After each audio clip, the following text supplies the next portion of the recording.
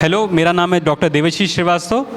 मैंने हाल ही में अपनी एमबीबीएस कंप्लीट की है और आप ये कह सकते हैं कि मेरा ये सौभाग्य था कि मैंने इस कोविड के पीरियड में एमबीबीएस अपनी कंप्लीट की है, जिसमें मैंने देखा कि कोविड कैसे बच्चों पे, कैसे पेरेंट्स पे असर कर रहा है। तो उसी के कुछ अपने वाकया, अपने कुछ एक्सपीरियंस मैं शेयर करूँगा, क्योंकि Covid majority of the thing कि कोविड जा चुका है। अभी एक वेरिएंट और आया है, आप लोग ने सुना होगा XC। तो इससे पहली बात तो डरने की बात नहीं है, कोविड के अभी कई वेरिएंट्स और आएंगे। ऐसा ज़रूरी नहीं है कि कोविड बस तुरंत ही चला जाएगा। ये पहले एक तीव्र रूप से आया था, उसके बाद धीरे धीरे कमज़ोर होके ये जो जैसे नॉर्मल खांसी ज़ुकाम होता है वैसा बन के चला जाएगा। पर हाँ, हमें अभी भी सचेत रहना है। ऐसा नहीं है कि हमें सचेत नहीं रहना है। आई थिंक सबने वैक्सीन लगवा रखी होगी, बच्चों को भी अब वैक्सीन लग रही है। आपको पता होगा, आई थिंक सबको पता है कि वैक्सीन बच्चों पे भी अब शुरू है लगना।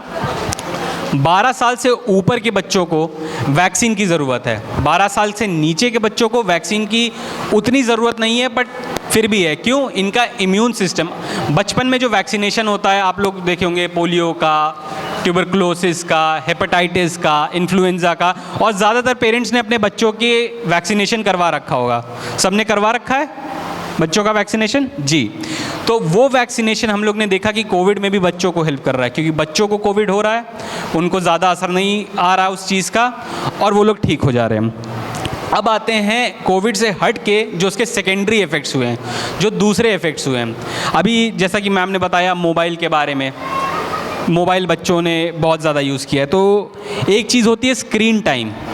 स्क्रीन टाइम सब लोग एंड्रॉयड फ़ोन यूज़ करते होंगे आई गेस। तो इसमें एक वेलनेस करके एक फ़ीचर होता है, वो आप लोग ज़रूर देखें। अगर अपने बच्चों को आप मोबाइल दे रहे हैं तो इसमें एक वेलनेस का, डिजिटल वेलबींग का फ्यूचर है। उसमें आपको दिखाई देगा कि आपने कितने घंटे अपना मोबाइल देखा है। फॉर एग्ज़ाम्पल, अगर 6 घंटे से ज़्यादा मोबाइल आप देख रहे हैं तो ये एक बहुत ही बड़ा चिंता का विषय है, जिसकी वजह से आप लोग देख रहे होंगे कुछ रिसर्चेस भी इन प्रोग्रेस हैं कि बच्चों को बहुत ही यंग एज से चश्मा लगना शुरू हो रहा है। जिसके मतलब चश्मा लगना कोई बुरी बात नहीं है, हमें अपनी दृष्टि अच्छी रखनी चाहिए, पर क्योंकि अगर यंग एज से चश्मा लग रहा है तो उतना ही ज़्यादा पावर होता जाता है। जैसे आप देखेंगे तो अभी भी काफ़ी लोग हैं जिनके चश्मा लगा होगा -2, -3, -4 या प्लस के भी 2, 3, 4 तक ही पावर गई होगी। पर जितने छोटे से बच्चे का चश्मा लगेगा उतनी ज़्यादा वो बड़े होते होते उसकी पावर बढ़ेगी, क्योंकि 21 से 22 वर्ष तक पावर बढ़ती है, आँख का साइज़ बढ़ता है। उसके बाद आँख का साइज़ बढ़ना बंद हो जाता है, जिसकी वजह से पावर भी बढ़ना बंद हो जाती है। पर हम ये देख रहे हैं कि जैसे किसी के समझ लीजिए 4 साल की उम्र में चश्मा लग गया है, तो अब उसके -7, -8, ये एक बहुत ही ज़्यादा पावर है। तो आप अपने बच्चे का स्क्रीन टाइम ज़रूर मॉनिटर करें, उसकी डिजिटल वेलबींग ज़रूर देखें आपकी वो कितनी देर मोबाइल देख रहा है। तीसरी चीज़ जो मोबाइल के, मैं एक तरीके से आपको मोबाइल के भी दुष्प्रभाव बता रहा हूँ। एक अच्छे प्रभाव भी हैं, दुष्प्रभाव ये है कि आप छोटे छोटे बच्चों को देख रहे होंगे, 1 साल का है बच्चा रो रहा है, आप मतलब काफ़ी सारे पेरेंट्स उसको फ़ोन पकड़ा देते हैं कि इसी बहाने बच्चा शांत हो जाएगा। उसका प्रभाव ये है कि हमारे यहाँ माइलस्टोन्स होते हैं। हम लोग मेडिकल में एक भाषा होती है माइलस्टोन, कि अच्छा 6 महीने का है बच्चा तो वो देख के, 1 महीने का होता है तो मुस्कुराना शुरू करता है अपनी माँ को देख के। 6 महीने का होता है तो वो अपने जो है मतलब पैरों पे, मतलब आप एक तरीके से चलने लगता है। 1 साल का होता है तो चलने लगता है और 2-3 शब्द बोलने लगता है, मामा, पापा, ऐसे करके बोलता है। तो एक मेडिकल में एक माइलस्टोन्स करके चीज़ होती है। तो हम ये देख रहे हैं कि क्योंकि मोबाइल का इतना ज़्यादा यूज़ हो गया है कि बच्चा जो 1 साल पे माइलस्टोन अचीव कर रहा था वो 2-2 साल पे माइलस्टोन अचीव कर रहा है कि मामा पापा बोल ही नहीं पा रहा है, चल नहीं पा रहा है। क्यों? क्योंकि उसको एक लत लगी हुई है फ़ोन की। कुछ भी रोएगा वो फ़ोन आप दे देंगे। फ़ोन लेते ही उसके दिमाग का जो विकास है, आप लोग बचपन में थे तो आप लोग तो कहिए 1 साल नहीं, 9 महीने पे भी कई लोग यहाँ पे चलने लगे होंगे, 9 महीने पे कई लोग बोलने लगे होंगे। क्यों?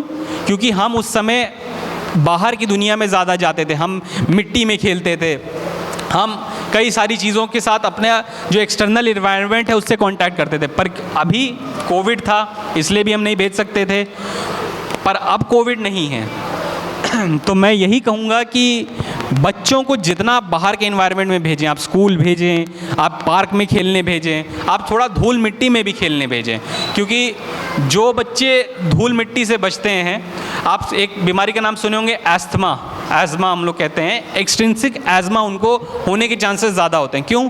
क्योंकि उन्होंने धूल मिट्टी कभी फेस नहीं की।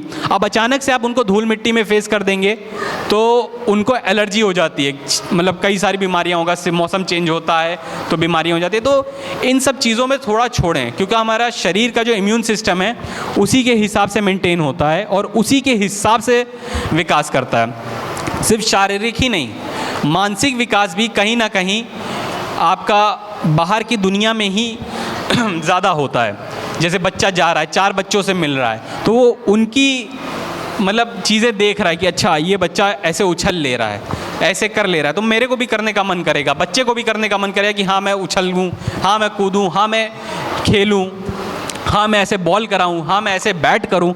तो ये सब चीज़ें बच्चों की बहुत ज़रूरी है। एक हमारा प्रोग्राम है जिस मतलब इसी मानसिक विकास को देखते हुए, व्यक्तित्व विकास को देखते हुए हमने एक स्टूडेंट पर्सनालिटी डेवलपमेंट प्रोग्राम शुरू किया, जिसका 4था वर्ष होगा, 4था सीज़न इस साल शुरू होगा।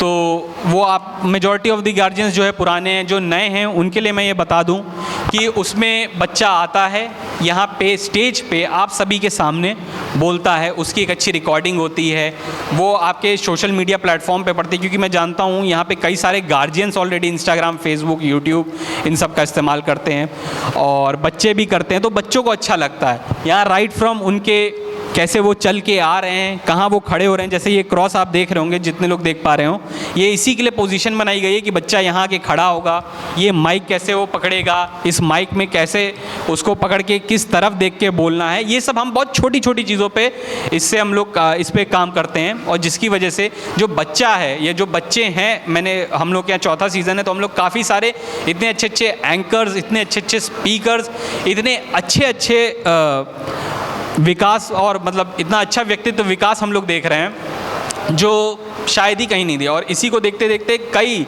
देश विदेश के स्कूल हमारे इस प्रोग्राम को कॉपी कर रहे हैं या इससे प्रेरणा लेके और चीज़ें कर रहे हैं। क्यों? क्योंकि ये प्रोग्राम के कुछ अगर मैं आंकड़े बताऊं तो करीबन 11 से 12 लाख लोगों ने इसको देखा हुआ है, जो 3 साल का हमारा आंकड़ा है। कई सारे बच्चों को कई सारे प्रोग्राम्स ने बुलाया, कई सारे न्यूज़ चैनल्स ने बुलाया कि आप हमारे यहाँ आके मास कम्युनिकेशन का कोर्स करें, एंकर्स के लिए आगे बढ़ें। तो मतलब एक प्रोत्साहन बढ़ा है। तो उसी प्रोत्साहन के लिए हम लोग ने व्यक्तित्व विकास का प्रोग्राम किया है। तो इसी तरीके की छोटी छोटी चीज़ों पे सिर्फ आप जैसे मैम ने बताया कि टेस्ट हम लोग ले रहे हैं, हम लोग चीज़ें दे रहे हैं, पर इसके अलावा हम लोग स्वास्थ्य का भी पूरा ध्यान दे रहे हैं बच्चों का। यहाँ पे अगर आप आएंगे तो राइट फ्रॉम ये वाटर कूलर, इसकी हर महीने हम लोग पानी की टेस्टिंग करते हैं कि ये पानी साफ़ है कि नहीं, क्योंकि टाइफॉइड, कॉलरा ये सब चीज़ें बहुत ही आम है।